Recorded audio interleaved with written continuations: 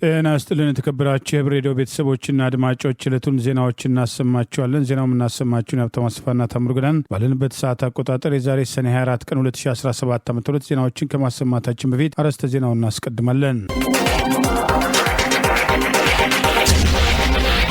የደጋ ዳሞቱ ወታደራዊ ድልና ያገዛዙ ጦር ትግራይ ቀውስ አዋጁና የውጭ ሀገር ሰዎች እናት ፓርቲና ማስጠንቀቂያው የመብት ተሟጋቹና ጤና ባለሙያው ሲያትልና እንግዶቿ ትራምፕ አጋራቸው የነበረውን ባለሀብት አባራለሁ ማለትና አልሲሲና አልቡርሃም የሚሉና ሌሎችም ወቅታዊ ዜናዎች ያሉን ዝርዝሩን እንሆ።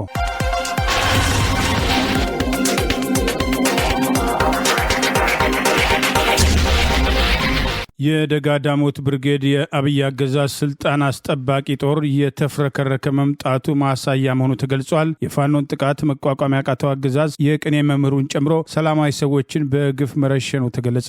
በአማራ ሕዝብ ላይ በግፍ ጦርነት ያወጀው የአብይ አገዛዝ ወራሪ ዙፋን ጠባቂ ሰራዊት ከሰኔ 20 ጀምሮ እስከ ትላንት ሰኔ 23 ቀን 2017 ዓ.ም በደጋ ዳሞትና አካባቢው ያደረገው መጠነ ሰፊ ወረራ የደጋ ዳሞት ብርጌድ አይቀጡ ቅጣት በመቅጣት ጠላት የቀረ ኃይሉን ይዞ በተለያዩ አቅጣጫዎች እንዲፈረጥጥ ማድረጉን ዛሬ የወጣው መረጃ ይገልጻል። ሰኔ 19 ቀን 2017 ጀምሮ ከሞጣ ወረዳ ዙ 23ን ጨምሮ ሌሎች በርካታ ከባድ መሳሪያዎችን በመያዝ ወደ ወይን ውሃ ከተማ ተንቀሳቅሶ ያደረው የጥፋት ቡድን ከሰኔ 20 ቀን 2017 ጀምሮ እስከ ትላንት ድረስ ለአራት ተከታታይ ቀናት ውጊያ በማድረግ በርካታ ኃይሉን ሙትና ቁስለኛ በማድረግ የቆሰሉ አመራሮችን ጭምር በአህያ ይዞ በመፈርጠጥ በተለያዩ አቅጣጫዎች የፋኖን ጥቃት መቋቋም ያቃተው አገዛዝ ሰላማዊ ሰዎች ላይ ጉዳት በማድረስ መፈርጠጡን አስታውቋል።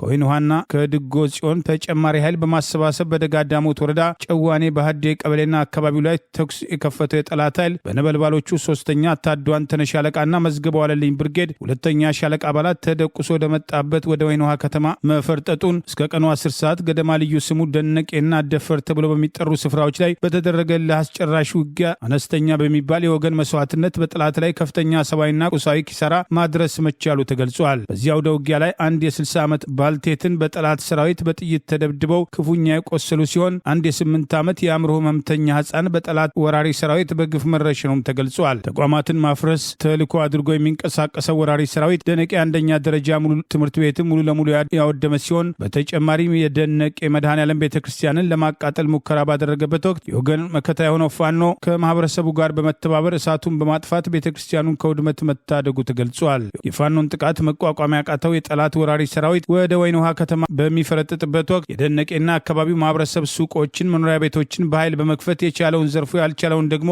አውድሞ በመሄድ ያገዛዙ ሰራዊት አማራን ብቻ ሳይሆን የአማራ የሆነውን ሁሉ ለማውደም የተሰጠውን ተልዕኮ በገሃድ እያሳየ መሆኑን ተገልጿል። ሰኔ 20 ቀን 2017 ከምሽቱ 12 ሰዓት ገደማ ጀምሮ ከፈረስ ቤት ከተማ ወደ አረፋ ደብተር አቅጣጫ፣ ከድጎ ጽዮን እና ከወይን ውሃ ከተማ ወደ አረፋ ደብተር አቅጣጫ፣ ከገነት አቦና ከቋሪት ወረዳ ወደ ይቨርት ሐሙስ ገበያ አቅጣጫ እንዲሁም ደግሞ ከአዴት ወደ ይቨርት ሐሙስ ገበያ አቅጣጫ ተጨማሪ አብይ አገዛዝ ዙፋን ጠባቂ ሰራዊት የተንቀሳቀሰ ቢሆንም የደጋ ዳሞት ብርጌድ የጦር ጠበብት አመራሮችና አባላት ዝቦ በማስገባት መርህ መሰረት የጠላትን ሰራዊት ዘቡሎ እንዲገባ ካደረጉ በኋላ ከሰኔ 21 ቀን እስከ ሰኔ 22 ቀን 2017 ዓ.ም በጫቱ አርካ ግንባር ልዩ ስሙ አገወዳር ማሸለል እና ነብሪት ጫካ እንዲሁም ደግሞ በድንኩል ጋና ግንባር ደሜ ተራራና ዝቋላ ወገም የጠላት ካምፕ ላይ ባደረጉት የተቀናጀና የተናበበ ጥቃት የደጋ ዳሞት ብርጌድ በክንዱ የትውልዱን ታሪክ በመጻፍ ድል መቀዳጀቱ ተገልጿል። በአውደ ውጊያ ላይ ቆሰሉ ያገዛዙ ስልጣን አስጠባቂ ሰራዊት አመራሮች ከአርሶ አደሮች አህዮችን በማስገደድ ተጭነው መፈርጠጣቸው ተገልጿል። ትላንት ሰኔ 23 ቀን 2017 በጫታው አርካና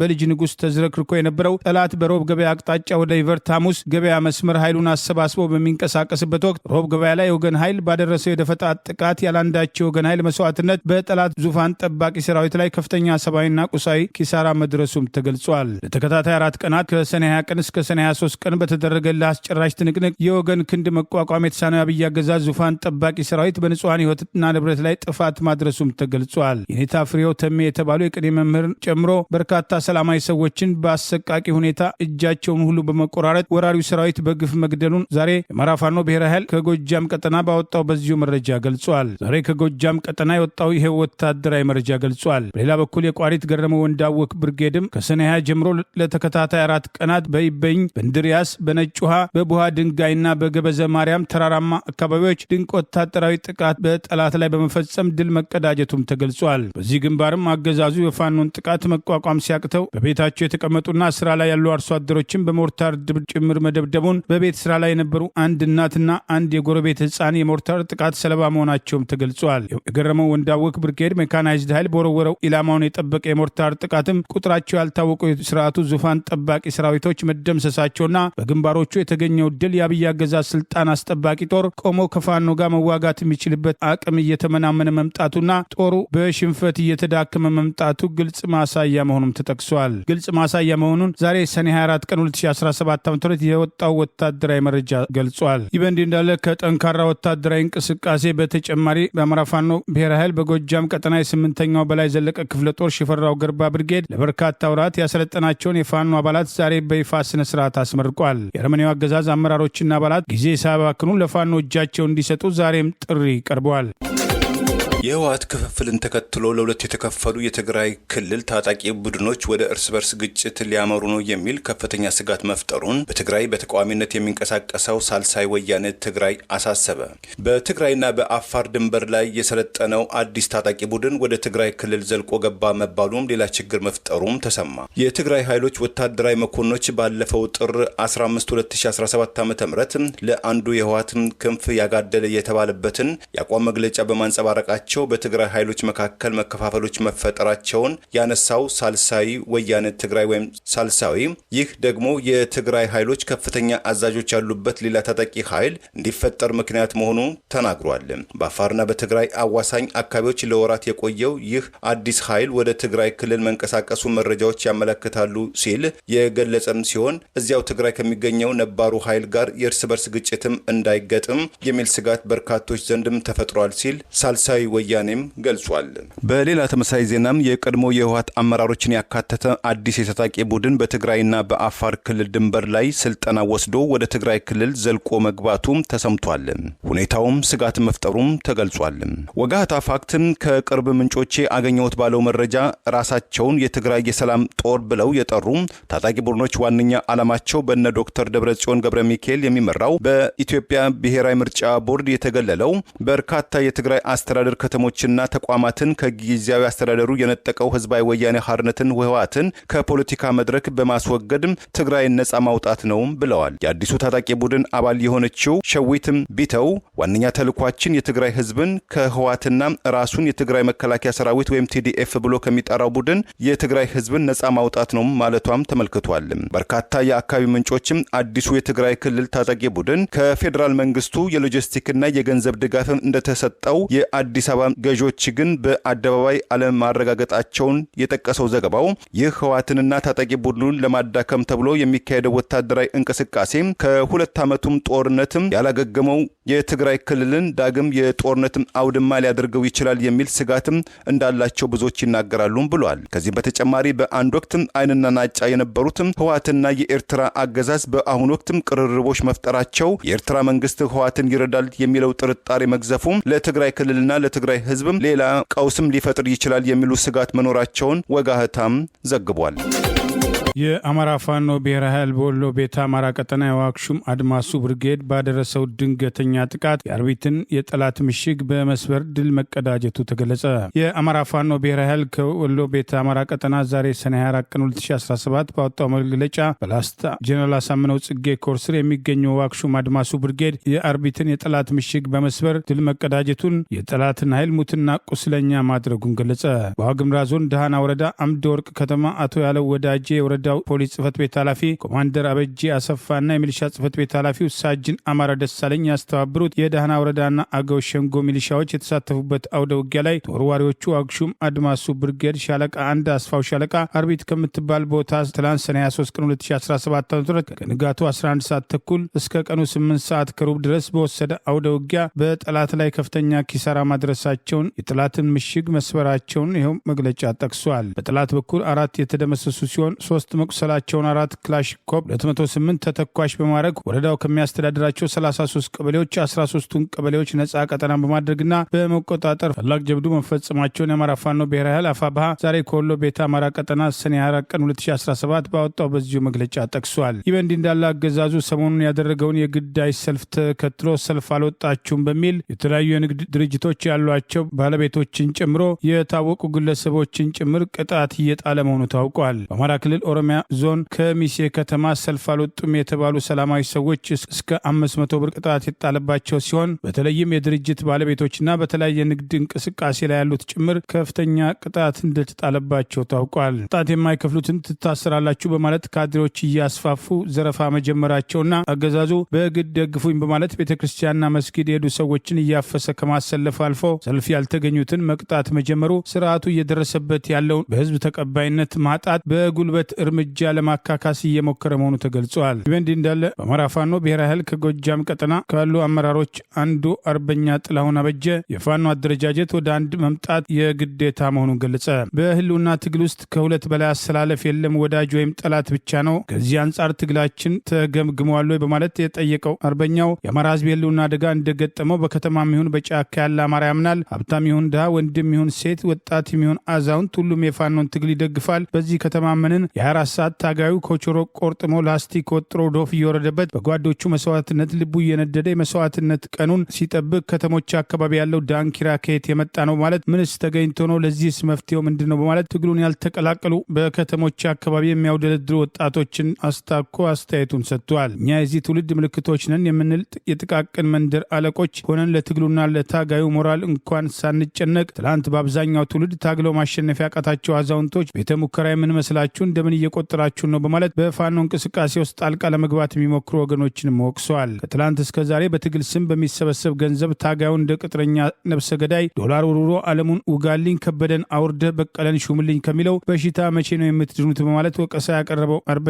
ጥላሁን አበጀ እንደኔ የዚህ ትውልድ ባለዳ እንደመሆናችን ቁጭ ብሎ ከሰማይ በታች ያሉ ችግሮችን ሁሉ ተነጋግሮ ለእያንዳንዱ ችግር መፍትሄ አስቀምጦ ወደ ጎን የምንወረውረውን ጠጠር ጠላት ላይ ማሳረፍ ካልተቻለ እንደ ተራራ የቆለለ ወጣት እንደ ጠጠር ለመቁጠር 24 ሰዓት አይፈጅበትም።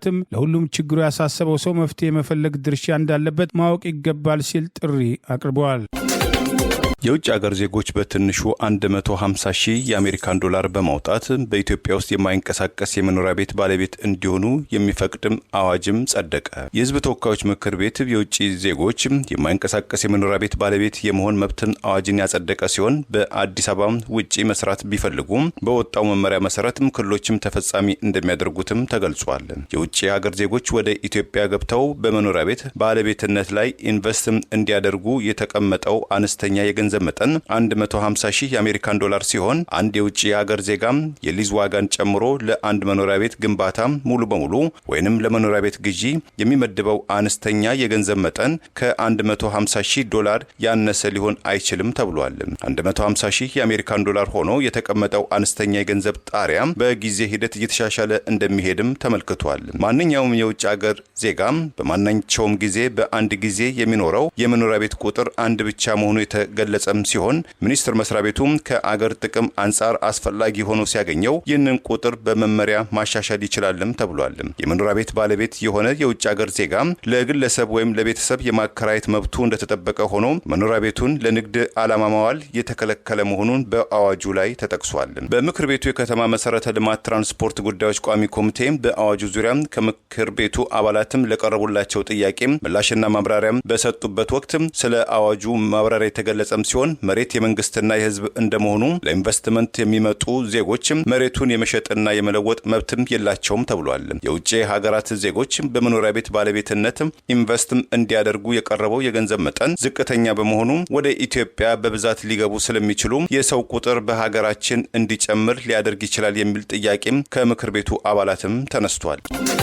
ባለፉት 7 ዓመታት ኢትዮጵያ የደም ጎርፍ ሆናለች፣ የካህናትና ሾፌሮች ደም ዘወትር ይጣራል በማለት እናት ፓርቲ ዛሬ ባወጣው መግለጫ ተቃውሞውን ገልጿል። እናት ፓርቲ ሰሞኑን የተካሄዱ ግድያዎችን መሰረት አድርጎ ዛሬ ባወጣው መግለጫ የካህናትና ሾፌሮች ደም ዘወትር ይጣራል ሲል ዛሬ ሰኔ 24 ቀን 2017 ባወጣው መግለጫ ጠቅሷል። ሰኔ 16 ቀን 2017 ዓ.ም በምዕራብ ጎንደር ዞን ልዩ ቦታው መቃ ከሚባል ቦታ በታጣቂዎችና በአገዛዙ መካከል በተነሳው ጦርነት መንገደኛና የእርዳታ ግብዓት የጫኑ ተሽከርካሪዎች ላይ በደረሰ ጉዳት በርካታ ሾፌሮችና የጸጥታ ኃይሎች መገደላቸውን ከአካባቢው ምንጮች ማረጋገጡን የጠቀሰው ይህ መግለጫ በአጠቃላይ በጥቃቱ 100 በላይ ሰዎች እንደተገደሉና ከነዚህ ውስጥ 16 የሚሆኑት ሾፌሮች መሆናቸውን መስማቱን ጠቅሷል። ሁኔታው ከአእምሮ በላይ ነው፣ ሟቾች ከመብዛቱ የተነሳ አስክሬን በስካቫተር ጭምር ሲነሳ ተመልክተናል ብለው የዓይን እማኞች መናገራቸውን ገልጿል። በሌላ በኩል ሰኔ 21 ቀን 2017 ዓ.ም በምስራቅ አርሲ ሮቤ ወረዳ ቤተ ክህነት የገደብ ሳት ደብረ ሰላም መድኃኔዓለም ቤተ ክርስቲያን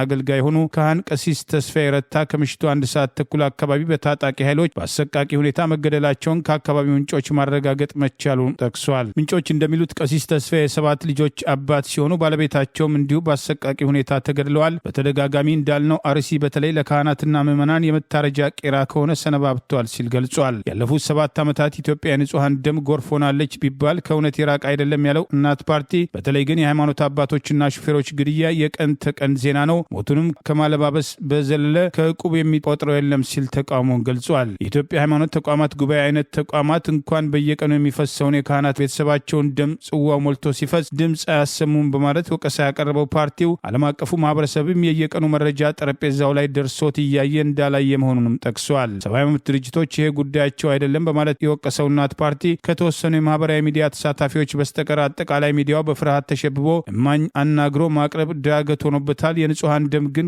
አሁንም በየቀኑ ይጣራል። ፓርቲያችን ጭፍጨፋውን በጽኑ እያወገዘ ለሞቱት እረፍተ ነፍስን፣ ለሟች ቤተሰቦችና ለአካባቢው ማህበረሰብ ደግሞ መጽናናትን ይመኛል ብለዋል። ይህ በእንዲህ እንዳለ በኦሮሚያ ክልል ሃይማኖትና ብሔር ተኮር ጭፍጨፋን የሚያካሄደው አብይ አህመድ ያደራጀው ህገወጥ ቡድን መሆኑን የቀድሞ ኦሮሚያ ክልል ካቢኔ አባል ዶክተር ሚልኬሳ ሚዳጋ ሰሞኑን በተከታታይ በሰጡት መግለጫ የጠቀሱ ሲሆን አርቲስት ሃጫሉ ሁንዴሳን አገዛዙ ከገደለ በኋላ የአማራ ብሔር ተወላጆችና የኦርቶዶክስ እምነት ተከታዮች ላይ ዘመቻ እንዲከፈት መደረጉን፣ ይህን ዘመቻ በአሁኑ ወቅት የፌዴራል ፖሊስ ኮሚሽን ኮሚሽነር የሆነው ደመላሽ ገብረ ሚካኤል በአብይ አህመድ ትዕዛዝ በህገወጥ መንገድ ያደራጀው ቡድን በአሩሲ የኦርቶዶክስ እምነት ተከታዮች የሆኑ የአማራ ብሔር ተወላጆች ላይ ጭፍጨፋ መፈጸሙን ጭምር ማጋለጣቸው አይዘነጋም። ባለፉት ዓመታት አብይ አህመድ በኦሮሚያ ክልል የሚፈጸሙ ማንነትና ሃይማኖት ተኮር ጥቃቶችን በበላይነት የሚመራው በሱ የተደራጀው የአብይ ሸኔ መሆኑን በተደጋጋሚ የተለያዩ ወገኖች ሲሰጧቸው የነበሩ ምስክሮችና በአሁኑ ወቅት የቀድሞ ሰላም ሚኒስትር ዴኤታ የኦሮሞ ብልጽግና ፓርቲ ከፍተኛ አመራርና የኦሮሚያ ክልል ምክር ቤት አባል የነበሩት አቶ ታዬ ደንዳ በተከታታይ በሰጧቸው ምስክርነቶች እንዲሁም የአቶ ታዬ ጓደኛና የኦሮሚያ ክልል ካቢኔ አባል ዶክተር ሚልኬሳ በሰጧቸው አስተያየቶች አብይ አህመድ ህዝብን ከህዝብ ማጫረስ ፓርቲ ውስጥ እርስ በርስ እንዳይተማመኑ በማድረግና ሰላማዊ ሰዎችን ጭምር የጥቃት ኢላማ በማድረግ ስልጣኑን ለማስቀጠል መንቀሳቀሱን ከዚህ ቀደም የወጡ የነበሩ መረጃዎችን በሚያረጋግጥ መንገድ ምስክርነት መስጠታቸው ሰፊ መነጋገሪያ ሆኗል። አቶ ታዬ አማራን ህዝብ አጠፋለሁ ያለው አብይ አህመድ ቃል በቃል የነገራቸውን ጭምር የጠቀሱ ሲሆን ዶክተር ሚልኬሳ በበኩላቸው ብልጽግና ፓርቲ የተቋቋመው አማራን ለመግዛት መሆኑን ለፓርቲ አመራሮች በግልጽ የተነገረበትን ሂደትና በአማራ ህዝብ ላይ የሚፈጸመውን ጥቃትና የጦርነት ወረራውም የዚሁ እቅድ አካል መሆኑን በተከታታይ በሚሰጧቸው ማብራሪያዎች አስታውቀዋል። ዓለም አቀፉ የሰብአዊ መብት ተሟጋች ድርጅት የኢትዮጵያ ጤና ባለሙያዎች ንቅናቄን ከሚያስተባብሩት አንዱ ዶክተር ዳንኤል እስርን በመቃወም መግለጫ አውጥቷል። አገዛዙ የአፈና እርምጃውን እንዲያቆም ጠይቋል። ዓለም አቀፉ የሰብአዊ መብት ተሟጋች ድርጅት አምነስቲ ኢንተርናሽናል ባለፈው ሰኔ 18 ቀን 2017 ዓ.ም በባህር ዳር በአገዛዙ ጸጥታ ኃይሎች በቁጥጥር ስር የዋለው የጤና ባለሙያዎች ንቅናቄ ከፍተኛ አስተባባሪ ዶክተር ዳንኤል ፈንታነ ከእስር እንዲፈታ ጠይቋል። የአማራ ክልል ፖሊስ ኮሚሽን በባህር ዳር ከተማ በቁጥጥር ስር አውሎ ለእስር የዳረገውን ዶክተር ዳንኤል ፈንታነ ያለምንም ቅድመ ሁኔታና በአፋጣኝ ሊፈታው ይገባል ሲል አምነስቲ ኢንተርናሽናል ባወጣው በዚሁ መግለጫ ጠቅሷል። የዶክተር ዳንኤል ፈንታነ የዘፈቀደ እስር አሳስቧኛል ያለው የመብት ተሟጋቹ እስሩ የኢትዮጵያ መንግስት ባለስልጣናት ለህግ የበላይነት ተገዢ ባለመሆን የግለሰቦችን ሀሳብ በነጻነት የመግለጽ በነጻነት የመሰብሰብ መብትን ባለማክበር በተደጋጋሚ ህግ እንደሚጥሱ ማሳያ ነው ሲል ጠቅሷል። ለፖለቲካ ጥቅም ሲባል ግለሰቦችን እያሰሩ መክሰስ አሳሳቢ ልምድ ሆኗል ያለው አምነስቲ ኢንተርናሽናል እንዲህ ያሉ ድርጊቶች የህግ የበላይነት ተቀባይነትን ከመሸርሸራቸው ባለፈ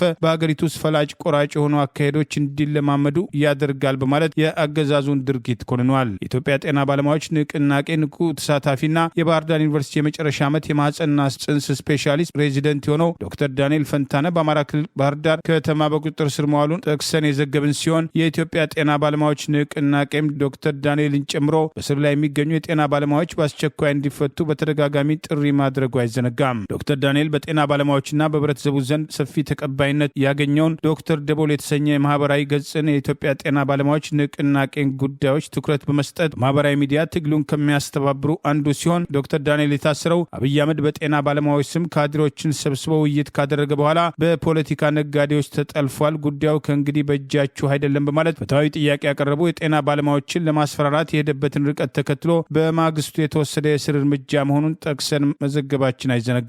ይህ በእንዲህ እንዳለ የኢትዮጵያ ጤና ባለሙያዎች ንቅናቄ ትግሉን በሚያስተባብሩበት ማህበራዊ ገጻቸው ኢትዮጵያን ጤና ባለሙያዎችና አጋሮቻችን ጥያቄያችን የመኖር አለመኖር ስንል መብታችን እንዲከበር በምንሄድበት ሂደት እንቅፋቶች የሚያደናቅፉን ሳይሆን የበለጠ የሚያበረቱን ናቸው በማለት የታሰሩት በአስቸኳይ እንዲፈቱ ጠይቀዋል። ጥያቄያችን የህልውና ነው ስንል በአግባቡ መልስ ካላገኘ አስጨናቂ አጣብቂኝ ውስጥ ነን ማለታችን ነው። መኖር እንድንችል አግባብ ያለው መልስ ማግኘት አለብን። ስንኖር የሙያ ግዴታችን ለመወጣት እንገደዳለን። የእኛ ጥያቄ በአግባቡ ሲመለስ ትውልድ ይድናል። ተማሪዎች የመማር ትርጉሙ ገብቷቸው ጠንክረው ይማራሉ።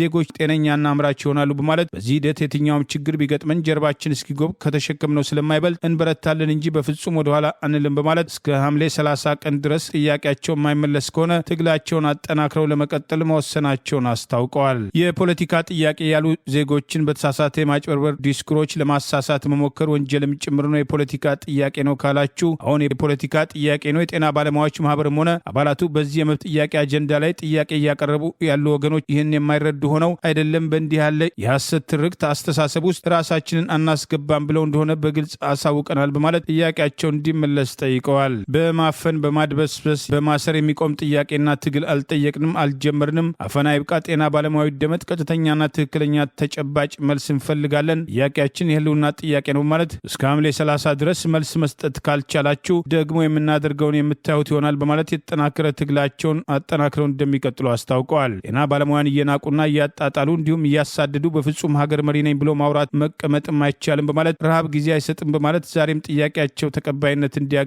ጥሪ አቅርበዋል። አገዛዙ ካድሬዎችን በመሰብሰብ በማስጨብጨብ ጥያቄውን ለማፈን የሞከረ ቢሆንም ዛሬም ጥያቄው ጎልቶ እየወጣ ሲሆን የጤና ባለሙያዎች ጥያቄ የሚጋሩ ሌሎችም የመንግስት ሰራተኞች፣ መምህራን፣ መኖር ከበደን የሚሉ የአገሪቱ ኢኮኖሚያዊ ቀውስ የሚያሳስባቸው ዜጎች ሁሉ ከጎናቸው እንዲሰለፉ በተለያዩ መንገዶች ጥሪ ሲቀርብ መቆየቱ አይዘነጋም።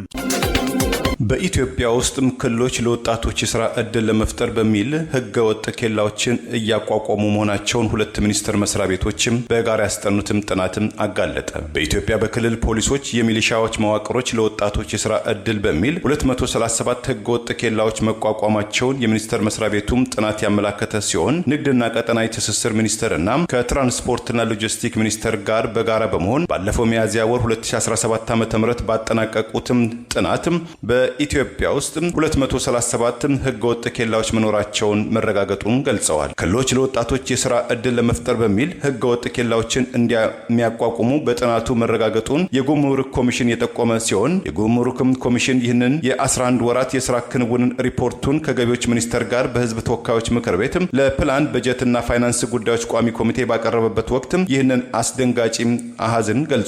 ባለፉት 11 ወራት ከ19 ቢሊዮን ብር ገቢ መሰብሰቡን የተናገረው የጉምሩክ ኮሚሽን በየክልሎች ገመድ እየተወጠረ ገቢ የሚሰበሰብባቸው ህገወጥ ኬላዎች በኢትዮጵያ የንግድ ስርዓት ላይ አሉታዊ ተጽዕኖ እያሳደሩ እንደሆነም ገልጿል። ኬላዎችን ዘርግተው ግብር የሚሰበስቡት የክልል ፖሊሶች፣ የሚሊሻ መዋቅሮች፣ አንዳንድ ቦታም ደግሞ ለወጣቶች የስራ ዕድል ፈጠራና በወረዳም ግብረ ኃይል ተብሎም ጭምር የተቋቋሙ ኬላዎች እንዳሉ ምክትል ኮሚሽነሩ አቶ አዘዘው ጫኔ የተናገሩም ሲሆን ኬላ ይነሳም ተብሎ በመንግስት ደረጃ ቢወሰንም የተለያዩ ሰበቦችም እየተፈለጉ 283 ህገወጥ ኬላዎች በመላ ኢትዮጵያ ተንሰራፍተው ይገኛሉ ሲሉ የንግድና ቀጠናዊ ትስስር ሚኒስትሩም ካሳሁን ጎፌ ዶክተር ባለፈው ህዳር 2017 ዓ.ም በህዝብ ተወካዮች ምክር ቤት ቀርበው መግለጻቸው ይታወሳል።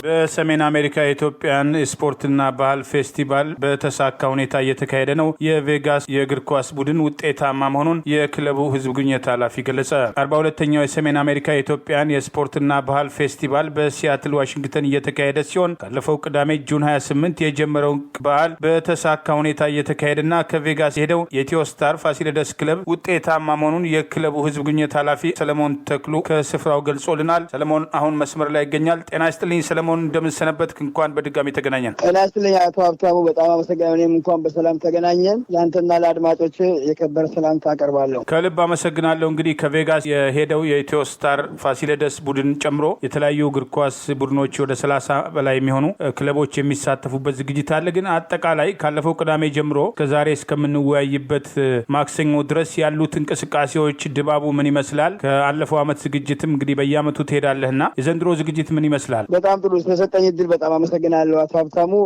እንግዲህ አጠር ባለኝ ጊዜ ለመጠቀም ሞክራለሁ። የዘንድሮው በሲያትል በጣም ከተለየ ሁልጊዜ ሲያትል ስናደርግ በጣም የተለየ ሰርፕራይዝ የሚያደርጉን ነበረ። ህዝቡን ያስለቀሰ ምን ያለ አገር ጠብቀው ነገስታቶችን በሙሉ አገር ጠብቀው ሳትፈር ሳትቆራረስ የአፍሪካ ኩራት የሆኑትን ንጉሳኖች በሙሉ አየር ላይ ፎቶቸው ተስሎ በአረንጓዴ ቢጫ ቀይ የሁላችንም ልብ የነካና ሁሉን ያስለቀሰ ልብ የነካ ነው እና በጣም ደስ ሲል ነበር። እኔ ቴክኖሎጂም ለእኔ አዲስ ነው መሰለኝ። በጽፈትም በምንም 42ኛው የኖርዝ አሜሪካ እግር ኳስ ክለብ እንኳን ደህና መጣችሁ ይላል። አየር ላይ አይሮፕላኑ እንደሚለቀው ይለቀዋል። ግን በጣም በደመቀ ሁኔታ እንግዲህ ሁሉም በቲክቶክም በምንም ያየው ይመስለኛል እና በተለይ ነገስታቶቹ እነ አጼ ሚኒሊክ እነ ጣይቱ እና አጼ ዮሐንስ ሌሎችም እና ግንባችን ታሪካችን ቅርሳችን ሳይቆራረስ ፋሲለደስ ግንብ ላሊበላን የመሳሰሉት በሙሉ አየር ላይ በአረንጓዴ ቢጫ ቀይ ተስለው ስታይ ሀብታሙ ካን ኢማጂን መገመት ይቻላል። እኔ ከአቅሜ በላይ ነበርና የሰከርኩ መስሎኝ ነበር በደስታ። ከልብ አመሰግናለሁ። የህዝቡ ስሜት ምን ይመስላል? እንግዲህ ከተለያዩ ስቴቶች ከመላው ዓለም የሚሰባሰቡ በተለይም ከሰሜን አሜሪካ ከዚህ ከካናዳና ከአሜሪካ የሚመጡትን ጨምሮ በርካታ እንግዶች የሚመጡበት ነውና እንደው ከጨዋታ ውጪ ከእግር ኳሱ ጎን ለጎን የሚካሄዱ ዝግጅቶች አሉና ምን ይመስላል የዛ ድባብ? በአጠቃላይ ቬንደሮች በሙሉ የገበያ ቦታዎች ሁሉ አረንጓዴ ጫቀ ነው። ከአረንጓዴ ጫቀ ውጭ ወጣ ምንም አርቲክል አታገኝም እና በጣም ደስ ይላል። ሁል ጊዜ የመክፈቻው ቀን ሲያትል እንደሚደምቀው ሌላ ቦታ ደምቆ አይታይም። የገበያ ሁኔታ በጣም ቆንጆ ነበረ። የመጀመሪያ ቀን የሰው ግንዳንሱ በጣም ብዙ ነበረ እና በጣም በሚያስደስት ሁኔታ ነው። ሪሊ ሜዳውም ቆንጆ አትጠር እንጂ ተትነስ እንጂ በጣም ቆንጆ ነው። ግን ሞር ህዝብ የሚጠበቀው ምንድን ነው? ከነገ በኋላ ነው። ከሮብ በኋላ ሐሙስ፣ ዓርብ፣ ቅዳሜ እንዴት ቦታም የሚበቃም አይመስለኝም ብዬ ገምታለሁ እንዳየሁት ከሆነ ግን ምክንያቱም ራሱ የሲያትል እንደምታውቀው በገምድር በኩል የምትዋሰን ከተማ ነች የምትባለው። በአብዛኛው ህዝብ በጣም ብዙ ነው። በጣም ኢትዮጵያዊነትን የሚገልጽ ኢትዮጵያዊነትን የሚያጎላ ህዝብ ነው ያለው። በጣም እኔ ደስ ብሎኛል እና ህዝቡ በጣም በደስታ ነው። ሰው ወጣቶቹ አረንጓዴ ቢጫ ቀይ የለበሱ መቼስ ኢትዮጵያን የሚነካ ነገር ሲዘምርና ሲዘፈን ሪሊ እነሱን ማየት የወደፊቱን ትልቁን ኢትዮጵያን ታሪካዊ ሁኔታ ይገልጻል ብዬ አስባለሁ። እንግዲህ እግዚአብሔር እነሱንም በጥበብና በእውቀት በአገር ፍቅር በኢትዮጵያነት ፍቅር በአንድነት ያሳድጋቸውን የሚባለው ምንም ሊባል ነገር የለም። ከልብ አመሰግናለሁ ሰለሞን። እንግዲህ የኢትዮ ስታር ፋሲለደስ ክለብ ከዚህ ከቬጋስ ተጉዞ እንደሌሎቹ የእግር ኳስ ክለቦች ሁሉ የተለያዩ ጨዋታዎችን አድርጓል። አሁን ያላችሁ ደረጃ ምን ይመስላል? ምን እንጠብቅ? በጣም ጥሩ ጥያቄ ነው። እንግዲህ እስካሁን ምልርት በእኛ ምድብ ውስጥ 12 ክለብ አለ። 12ቱ በአራት ተከፍሎ 16 ማለት 16ቱ በአራት ተከፍሎ እኛ የመጀመሪያውን 2 ጨዋታ አሸንፈናል። የሚቀረን 1 ጨዋታ ነው። የመጀመሪያ ውጤት 5-3 የካንሳስን ቲም አሸንፈናል። ላስቲርም አሸንፈነዋል። ዘንድሮም አሸንፈናል። አሁን ደግሞ የገጠመን የሚኒሶታ ክለብ ያለፈውን ክለብ ያሸንፍነው ነው። አሁንም ገጥመን 1-0 ዛሬ አሸንፈን እስካሁን 6 ነጥብ አለን። ቀሪ ጨዋታ ነገ አለን። ነገ እኩል እንኳን ብንወጣ ለፕሌይኦፍ ለማለፍ ብቁ ነጥብ ሰብስበናል ብዬ አስባለሁ እና ከምድቡ አንደኛውን እናልፋለን። ፕሌይኦፍ እንገባለን። ከዛ በኋላ ፕሌይኦፍን ካሸነፍን ለፋይናል ቀረብን። ፋይናል ቀረብን ማለት ወደ አንደኛ ዲቪዥን ብንሸንፍም ወደ አንደኛ ዲቪዥን ገብተናል ማለት ነው። እኛ ግን አላማችን እናንተናችን ዋንጫውን ይዘን ለቬጋስ ህዝብ እናበስርና አብረን ደስታችን በህዝብ ልንገልጽ እንፈልጋለን። እንግዲህ ትልቅ ድል ነው። ሁልጊዜ እንደሚባለው ኳስ የልጅ ነው። ኳስ በልጅነት ያምራልና የኳስ የልጅ ነው። ይህን ሁሉ ሰው ማመን አለበትና በዚህ ደረጃ ላይ ያለ ነው። በጣም ደስተኛ ነው። ቲሙ ደስተኛ ነው። መንፈሱ ጥሩ፣ ስፕሪቱ ጥሩ ነው። ኮቹ ደስተኛ ነው። ኮቹን ለመጀመሪያ ጊዜ ወጣት ኮች ቀይረናል። አየነው። በጣም ጥሩ ነው። ቲሙም ባለፈው የተሰራም ቢሆንም አሁንም በሱ መሪነት ደግሞ ጥሩ ቦታ ጥሩ ዝግጅት እያዘጋጀ ነው። ሲመጣም ዋንጫ እንበላለን ብለን ቃል ገብቶ የመጣ ነው። ያው እንግዲህ እንደ ቃሉ እግዚአብሔር ደግሞ ያሳካለት እንላለን። ታንኪዩ። ከልብ አመሰግናለሁ ሰለሞን ተክሉ። እንግዲህ አርብ የኢትዮጵያን ቀን ይከበራል። በብዙ ጉጉት የሚጠበቅ ነው። ከመላው ዓለም ለተሰባሰቡ እንግዲህ ከዚህ ከሰሜን አሜሪካ ጨምሮ በስፍራው ለሚገኙ የህብር ሬዲዮ ቤተሰቦችና አድማጮች ጭምር ለእናንተም መልካም ጊዜ እመኛለሁ። እግዚአብሔር ይስጥልኝ። እሺ አባው በመጨረሻ አርብ ዕለት የሚሆነው በጣም ፋይናል ነው ኢትዮጵያ እንዴ ነውና በጣም በደመቀ ሁኔታ ስለሚገኝ ሁላችሁም በያላችሁበት በዩቲዩብ እና በተለያዩ ነገር ተከታተሉ። እኔም ለአንተ ኦሪጂናሉን ፎቶ ከቦታው ልክልሃለሁ። ከልብ አመሰግናለሁ። መልካም ጊዜ። ታንኪ አፍሽ ለሰጠኝ እንደ የአሜሪካው ፕሬዝዳንት ዶናልድ ትራምፕ የቀድሞ ወዳጃቸው በአሁኑ ወቅት ባላንጣቸው የሆኑት የዓለማችን ቁጥር 1 ቢሊዮነሩ ኤለን መስክን ከአገር ሊያባሯቸው ስለሚቻልበት ሁኔታ እያጤኑ መሆኑን ገለጹ። በፍሎሪዳ የተከፈተውን አዲስ የህገወጥ ስደተኞች ጊዜያዊ ማጎሪያ ማዕከልን ለመጎብኘት ዛሬ ወደ ስፍራው ያቀኑት ፕሬዝዳንት ዶናልድ ትራምፕ አዲስም ያረቀቁትና የጸደቀው የበጀትም ቀመርን አጥብቀው የኮነኑት ትውልደ ደቡብ አፍሪካዊው የዓለማችን ቁጥር 1 ቢሊዮነሩ ኤለን መስክን የሚዘውሩት የዘመናዊ መኪናም ቴስላና ስፔስን በአዲሱ የበጀት ቀመር ውስጥ ቦታ አይኖረውም ያለኛ ድጋፍ ኤለን መስክ የቴስላ ሱቃቸውን ዘግተው ወደ አገራቸው ወደ ደቡብ አፍሪካ ይሄዳሉ በማለት ዶናልድ ትራምፕ ትሩዝ በተሰኘው ማህበራዊ ትስስር ገጻቸው ላይ አጋርተዋል። ኤለን መስክን ከአገር ያባሯቸዋል ወይ ተብለው ዛሬ ከጋዜጠኞች ጥያቄ የቀረበላቸው ፕሬዝዳንት ዶናልድ ትራምፕ በዚህ ጉዳይ የህግ አግባብን እንመለከታለን። ኤለን መስክ የመሩት የብቃትም ዲፓርትመንት ወይም በእንግሊዝኛው ምህጻረ ቃል DOGE በኤለን መስክም ዙሪያም ጥናትም እንዲያደርግም ምናልባትም ልናደርገው እንችላለን። ዶጅ ማለት ምን እንደሆነም ታውቃላችሁም ሲሉ ትራምፕም ጋዜጠኞቹን ጠይቀዋል። ፕሬዝዳንት ዶናልድ ትራምፕን ዳግም ወደ ነጩ ቤተ መንግስት ለማምጣት ባለፈው ምርጫ ወደ 270 ሚሊዮን የአሜሪካን ዶላር ማውጣታቸው የሚነገረው ቢሊዮነሩ ኤለን መስክ ቀደም ሲል በሰጡት አስተያየት ያለንን ድጋፍ ዶናልድ ትራምፕም ሆኑ የሪፐብሊካን ፓርቲያቸው ምርጫውን አያሸንፉም ነበር። ዲሞክራቶች የህዝብ እንደራሴዎችንም ሆነ የሴናተሮቹን መቀመጫም በአብላጫ ይቆጣጠሩ ነበር ማለታቸው አይዘነጋም።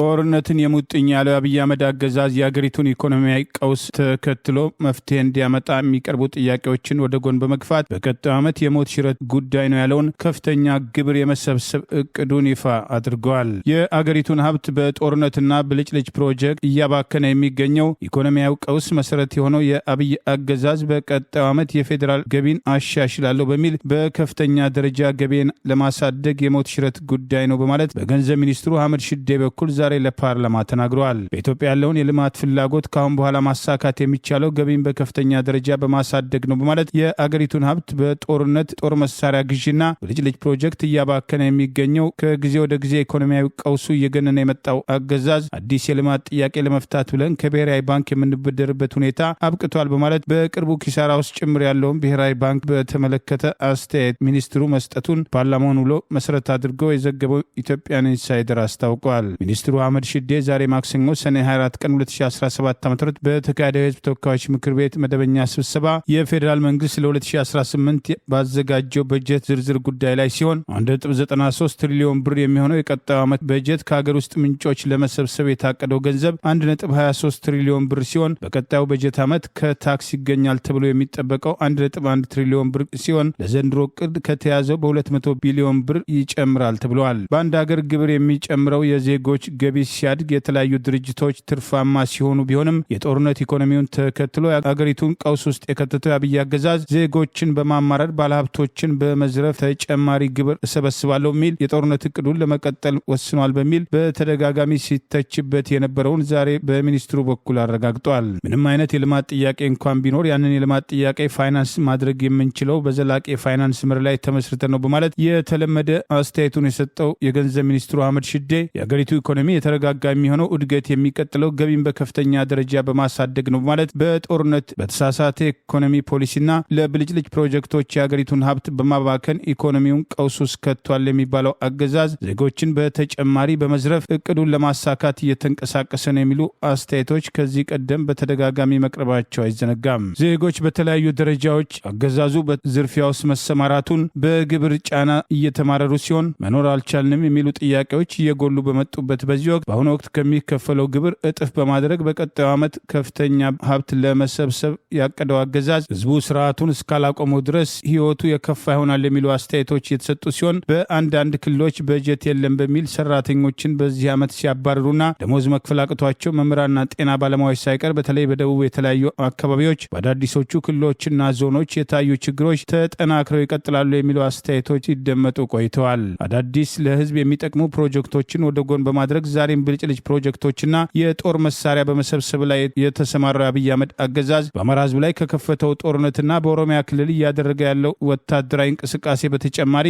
የኤርትራን መንግስት ለመውረድ ዝግጅት እያደረገ ነው የሚሉ ተጨባጭ መረጃዎች መውጣት ጀምረዋል። አገዛዙ የገቢ መጠኑን በቀጣዩ ዓመት አሳድጋለሁ በል እንጂ ገቢ ወደ ዶላር ሲቀየር በአሁኑ ዓመት ካለው እጅግ ያንሳል በማለት አገዛዙ በቁጥር ለማደናገር የሄደበትንም እንቅስቃሴ አንዳንድ የፓርላማ አባላት በጥያቄ ጭምር ማንሳታቸውን ይሄው ዘገባ ጠቅሷል።